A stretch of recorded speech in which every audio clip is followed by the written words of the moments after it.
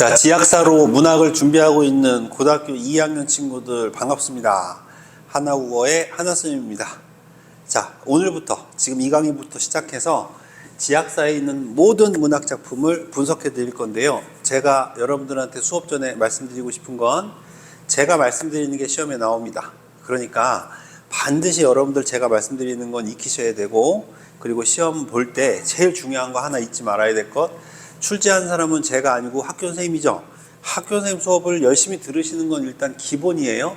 그리고 제 수업을 보충으로 들으시고, 그 다음 하나 더 필요한 것, 이해가 안 되거나 묻고 싶은 것들이 생겼을 때 저를 꼭 이용하셔서 여러분들 것으로 만드시는 과정이 필요하다. 아시겠죠? 그것만 지켜주시면 문학 자습서, 문학 교과서는 무조건 100점이다. 이렇게 생각하셔도 됩니다. 아시겠죠?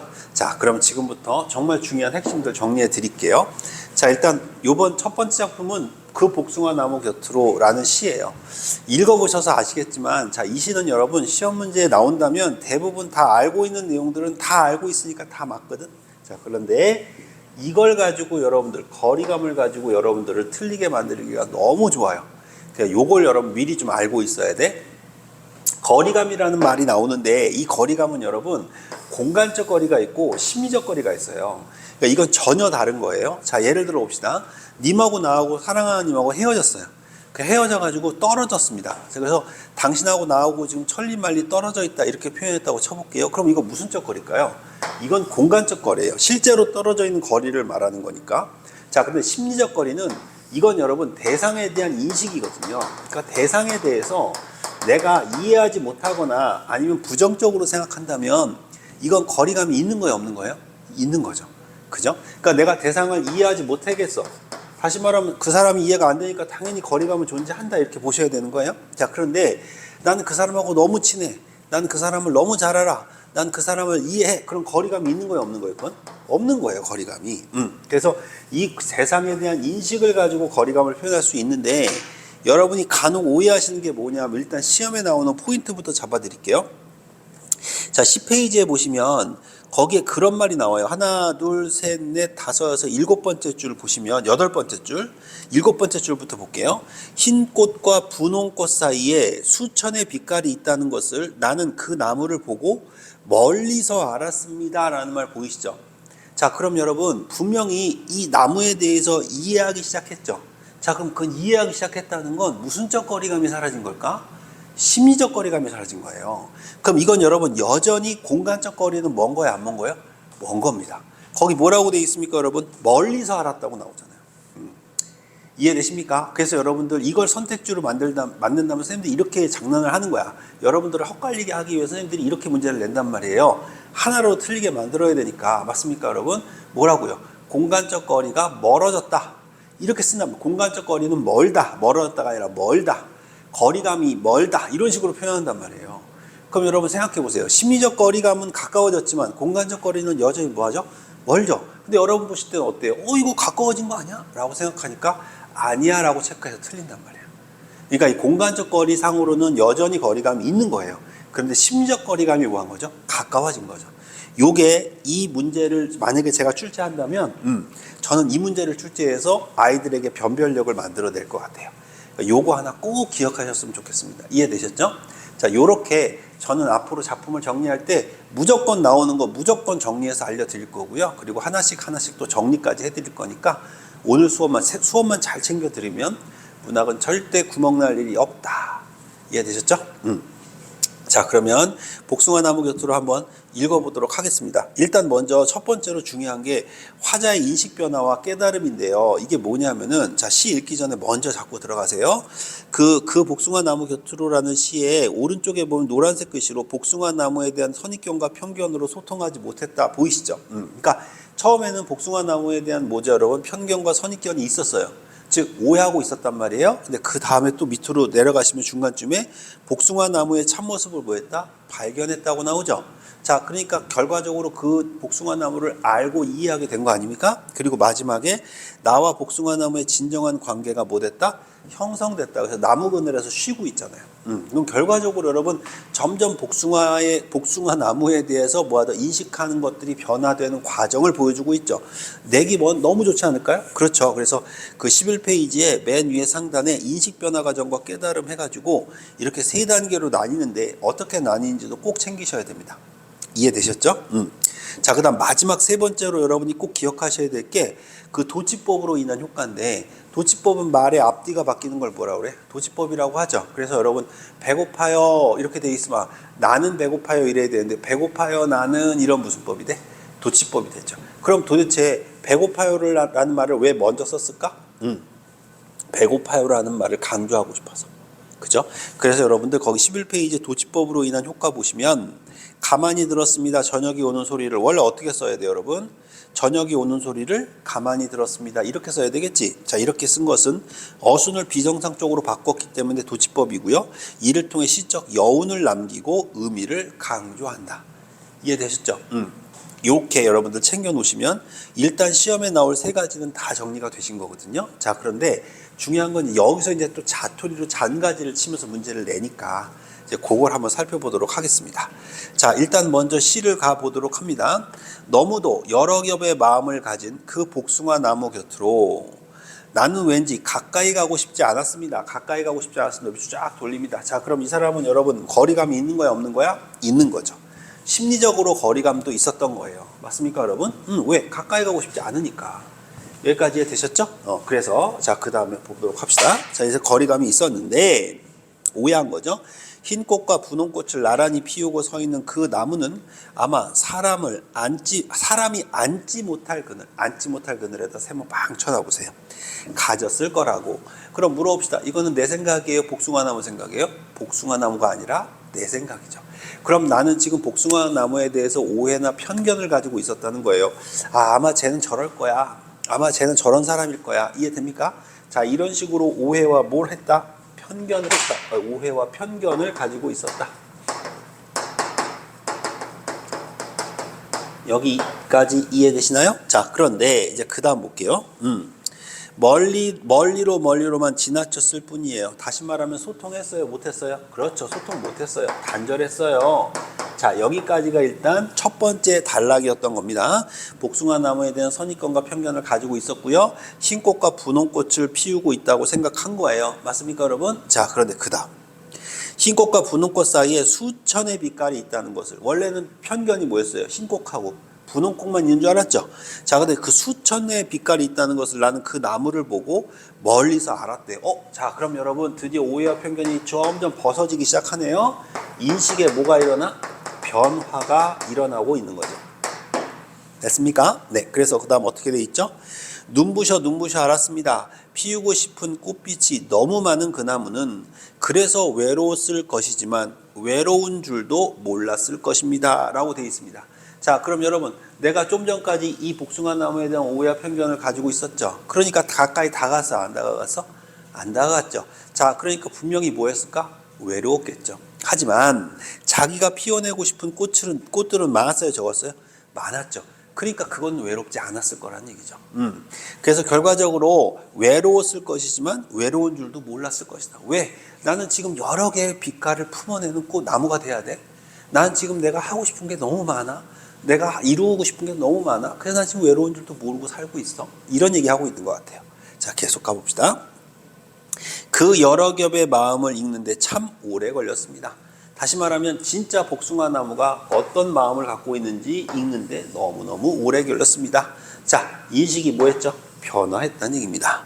자, 그러니까 이제 인식이 변화했으니까 진짜 복숭아 나무의 참모습을 알게 된 거 아닙니까? 아, 너는 흰꽃과 분홍꽃만 있는 게 아니구나. 정말 여러 가지의 빛깔을 가지고 있는 나무였구나. 자, 인식의 변화 왔습니다. 자, 그래서 그 다음 흩어진 꽃잎들 어디 먼데 닿았을 무렵 조금은 심심한 얼굴을 하고 있는 그 복숭아 나무 그늘에서, 자, 아까 여러분들 뭐라고 그랬죠? 그늘을 가졌을 거라고. 어떤 그늘? 사람이 앉지 못할 그늘을 가졌을 거라고. 맞습니까? 6번째 줄에 있었나요? 네. 거기에 써져 있던 5번째 줄인가요? 하여튼 거기에 써져 있던 말이 이렇게 바뀐 거예요. 나무 그늘에서 가만히 들은 거예요. 자, 그럼 물어봅시다. 그 그늘은 사람이 원래 앉지 못할 그늘인 줄 알았는데 내가 지금 거기 가서 앉아 있네. 그럼 여러분 결과적으로 이 둘이 새로운 관계, 진정한 관계가 뭐 된 거죠? 형성된 거죠. 소통하고 있다는 뜻을 생각하시면 될 것 같아요.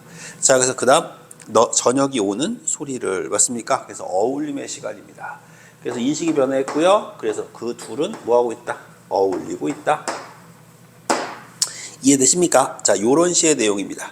자, 그래서 여러분 일단 첫 번째로 그 10페이지에서 이 지약사 잡사가 참 잘 돼 있는 게 그 날개 부분이 참 좋아요. 내용들이. 그래서 여러분들이 이런 날개들을 좀 잘 보시면 문학 공부할 때도 도움이 되고 수능 준비할 때도 정말 도움이 많이 될 것 같거든. 그러니까 서두르지 말고 작품 하나하나 배울 때마다 정확하게 이게 무슨 법이구나 이런 걸 개념을 이해하는 그런 식의 수업으로 좀 이용하시면 좋겠습니다. 알겠죠? 자, 거기 10페이지의 문학 개념을 보면 의인법이라고 써져 있는 거 보이시죠? 비유의 하나로 사람이 아닌 사물이나 관념과 같은 성질을 부여하는 방법이라고 해서 정서를 표현하는 거죠, 자연물에. 그래서 샘물이 훨씬 더 맑은 소리로 노래를 부르며 흘러간다는 얘기는 긍정적인 정서 아니에요? 노래를 부르며 흘러가는 거니까, 그죠? 근데 샘물이 어떻게 노래를 불러? 그러니까 무슨 법? 의인법. 그 다음 두 번째 예를 보시면 피우고 싶은 꽃빛은 너무 많은 그 나무는 그래서 외로웠을 것이지만, 맞습니까? 아니, 나무가 어떻게 외로워? 그러니까 무슨 법이야? 의인법이다. 자, 이렇게 여러분 뭐다? 사람이 아닌데 사람인 것처럼 감정을 표현하는 말이 나오면 이걸 무슨 법? 의인법이라고 하고요. 자, 그 밑에 있는 도치법은 제가 여러분들한테 설명드렸으니까, 그쵸? 요거는 그렇게 보고 넘어가시면 되겠습니다. 여기까지 이해되셨나요? 자, 그럼 여러분 이렇게 시가 오해에서 편견에서 어울림으로 바뀌고 있잖아요. 자, 이렇게 시가 흘러가는 걸 뭐라고 한다? 시상 전개 방식이라고 한다. 그런데 제가 깜짝 놀란 게 이 지약서 자료서는요, 시상이라는 말이 뭔지도 설명을 해놨더라고요. 너무 잘 만들어진 자료예요. 거기 한번 보실게요. 거기 지금 시상전개 방식이라고 11페이지에 그 왼쪽 날개 부분에 복숭아 나무 곁에 시상전개 방식이라고 보충 써져 있는 거 있죠? 그거 정말 잘 만들어서 한번 읽어봐드리겠습니다. 시상이라는 말은 시에 나타난 시인의 생각과 감정을 말하는 거예요. 시인은 자신의 이러한 시상, 즉 감정을 일정한 질서와 규칙에 따라 시구나 소재를 배열해가면서 시를 만들게 되는데, 시인이 자신의 생각이나 감정을 효과적으로 전달하기 위해 선택한 시의 조직 방법을 시상 전개 방식이라고 말을 한다는 거예요. 이해됩니까? 다시 말하면 내가 얘들아 A라는 정서를 만약에 표현하고 싶은데 이 A라는 정서를 사람들한테 어떻게 전달하면 잘 전달이 될까? 그걸 고민하는 게 바로 뭐다? 전개 방식이다. 그러니까 내 마음을 전개하는 방식. 이해되십니까? 네, 요걸 시상 전개 방식이다 라고 얘기한다는 거예요. 예를 들어 여러분들 엄마한테 용돈 받고 싶은데 그 용돈을 받으려고 할 때 내가 5만 원은 받아야지 친구들하고 좀 맛있는 것도 먹고 노래방도 가고 할 것 같아. 근데 5만 원 달라 그러면 엄마가 맨 처음에 화낼 것 같거든. 그럼 여러분들은 어떤 방식을 이용해서 그 5만 원을 받아내겠어요? 어떤 친구는 또 이걸 점강을 이용한다고 해요. 점강. 점점 뭐 하는 걸까요? 이건 작아지는 게 점강이거든요. 점점 작아지는 거. 이게 이런 거죠. 엄마한테 엄마 나 친구들하고 오늘 놀 거니까 100만 원만 줘. 엄마가 깜짝 놀라시면서 화를 내겠죠. 뭐 얼마? 알았어. 미안해. 50만 원. 뭐라고? 알았어. 10만 원만 주든가. 얘가 진짜 알았어요. 그냥 5만 원만 받을게. 그래 그러면 줄 수도 있잖아. 그러니까 이렇게 점강이라는 걸 가지고 용돈을 받아내려는 마음을 전개할 수 있다. 뭐 웃자고 한 소리입니다. 네, 이런 식으로 여러분들이 기억하셔야 된다. 시상전개 방식 참 좋은 말입니다. 오른쪽에 있는 문제 꼭 풀어보시고 여러분들 혹시 틀린 문제 있으시면 꼭 저에게 질문하시고 만드셔야 된다는 거 기억하시기 바랍니다. 자, 그리고 이제 13페이지로 가보시면 이 문학은 여러분 배우실 때 꼭 기억할 게 한 편을 가지고 시험 문제는 안 내요. 보통 이게 2편, 3편을 묶어내거든요. 이 이유가 뭐냐면 문학은 공통점과 차이점을 물어보는 문제를 내기가 정말 좋기 때문에 이걸 내는데, 여기 마찬가지로 13페이지 안도현 쌤의 간격이라는 시가 나올 거예요. 맞죠? 이 시가 여러분들 굉장히 유사하면서도 달라요.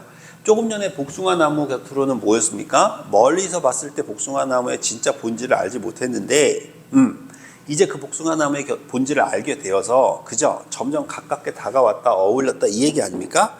자, 근데 이제 안도현의 간격은 뭐냐면 똑같아요. 숲을 멀리서 바라보고 있을 땐 몰랐던 거예요. 뭘 몰랐냐면 나무와 나무가 어깨와 어깨를 대고 숲을 이루는 줄 알았다는 거, 잘못 알고 있었던 거지. 즉 편견과 선입견이 있었던 거야. 저 숲을 보면 와, 나무들이 촘촘하게 있겠지라고 생각을 했다는 거예요.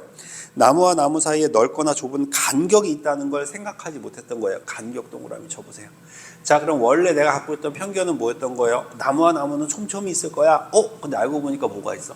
간격이 있는데 그걸 몰랐던 거야. 그래서 벌어질 대로 최대한 벌어진 간격이죠. 한 대 붙으면 도저히 안 되는 간격이죠. 기어이 떨어져 서 있어야 하는 간격이죠. 떨어져 서 있어야 하는 동그라미. 나무와 나무 사이 그 간격과 간격 동그라미. 이게 모여서 숲을 이룬다는 걸 산불이 휩쓸고 지나간 다음에, 그죠? 산이 다 탄 거야, 나무가. 그럼 나무가 타니까 얘들아, 나무 뭐만 남어? 밑둥만 남잖아. 나무 밑둥만 딱 남으니까 어때, 얘들아? 아, 이게 나무하고 나무 사이에 간격이 이렇게 있었구나. 제 말 이해됩니까? 이걸 알게 됐다는 거예요. 그럼 여러분, 처음에는 알았어, 몰랐어? 잘 몰랐죠. 근데 나중에 이제 이런 간격이 있었구나, 숲도. 그럼 물어봅시다. 우리 인간관계도 어때요? 아무리 친한 친구라고 하더라도 어느 정도의 거리를 두고 만나야 그 친구가 부담이 덜 될 수 있겠죠.